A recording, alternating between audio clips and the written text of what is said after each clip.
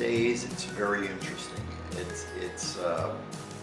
If you have a property of your own that you already own, you can turn it into a bed and breakfast or rent a room much easier than it was when we started.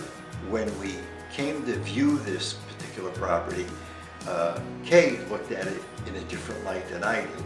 I looked at it in size. What's the biggest we can go to? How many rooms does it have? What are the systems? And things like that. And we looked at how many rooms can we get into service right away. And we both realized that we couldn't come in and jumpstart 8 rooms. You need a certain amount of rooms to be able to run it as a B&B and be profitable. So we already knew that when we were going to buy this, or whatever we were going to buy, that one of us had to keep working, and that would be me. When you're looking at starting up and only having to consider a couple of rooms, you're going to look at the kitchen aspect, what has to be purchased and furnished in there. You have to look at the dining room aspect and for how many people you're going to have to be serving. You're going to have to look at the bedrooms, how much furniture and things like that you're going to have to buy.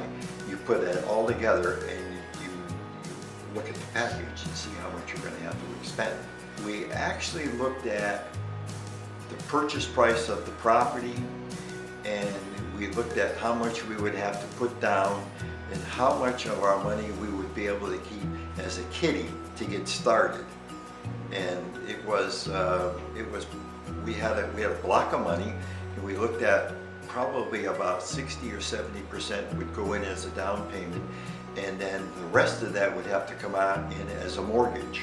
So I came to the owner of the property, and we sat down and we worked out a mortgage with her to fill the gap, because we showed her that we had these properties and they were in the process of being liquidated, and the gap could be paid for when it got sold.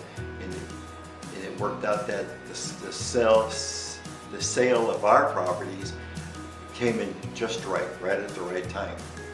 And we wound up having a mortgage with her for only a few months after we had purchased the property.